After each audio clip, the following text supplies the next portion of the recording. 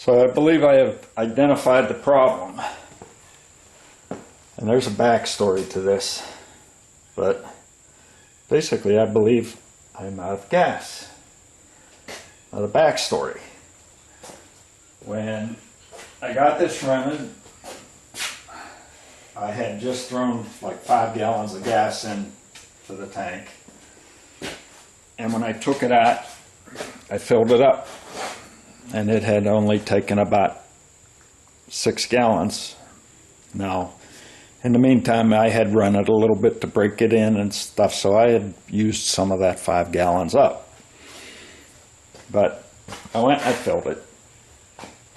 And I drove about 40 miles, and it was reading almost empty. So, went to the gas station, I filled it up. I took 6 gallons, maybe it was 80 miles. I can't remember whether it was 1 or 2 trips for my break-in for the differential. It might have been closer to 80 miles. So I fill it up and I only took 6 gallons. And I thought, wow, my gas gauge is off. Meanwhile, the gas gauge would only go to about 3/4 full. So I'm thinking I have a problem with either the gauge in the car or the sending unit in the tank, which is brand new. And last week I was trying to diagnose that. This is before I took the trip where this died on me. I was trying to diagnose it, and I was trying to get an ohms reading, and it was reading like 0 ohms. Now, I thought I had half of a tank because of the amount I had put in and had only driven a few miles. I had filled up several times when it was reading near empty, and it was only taking 6 or 7 gallons. So, before I disconnected the fuel filter to see if that was the problem, I decided I'm going to go check the gas tank. And the way I had checked it before was with a wooden dowel. I stuck that thing in there and I got nothing on it. And the second or third try, I got like that much on it. I could finally see that it was actually visible where the gas was, because I was looking up here and I couldn't see anything. I couldn't tell, because I thought I had a half tank. Well, and I think I know what caused it, because this system with the in-tank fuel pump doesn't require a return line, and it doesn't have a vent.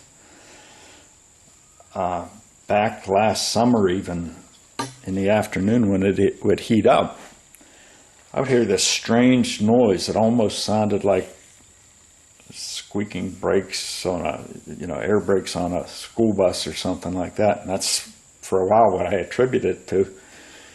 And then after moving the car up to the garage here, standing in the garage, it sounded like the noise was outside. Standing outside, it sounded like the noise was in the garage. So I stood underneath the fuel tank on this 76, and I determined that that's where the noise was coming from. So what was happening is it was providing suction until it caused this seal on the gas cap to move out of the way or fail or whatever, and then it would suck air in. But in the meantime, I think it had been collapsing the fuel tank, now that I know I have no gas. So now I have to try to figure out how I can reinflate, if you will, that bladder that's in the fuel tank, because I think when I put I have an endoscope, an industrial endoscope, not one for colonoscopy. But when I put it in there, I can't see any fuel, but I can see something right up next to where the lens on that thing is, and I can't really tell what it is. I'm suspecting now that it's the bladder in the tank, and that bladder has been reduced to such an extent that the capacity of the gas tank is probably only 6 or 7 gallons, or maybe 8, because I had driven,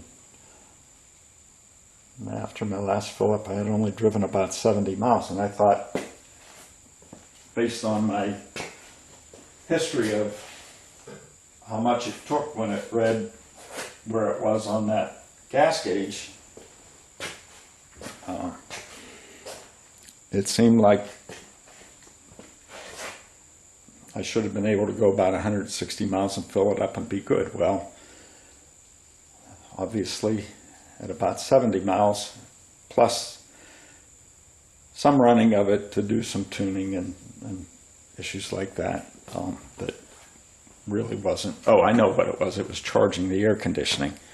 I ran it for quite a bit, charging the air conditioning, and I wasn't doing any miles. So the gas tank telling me it was empty was correct. It was empty.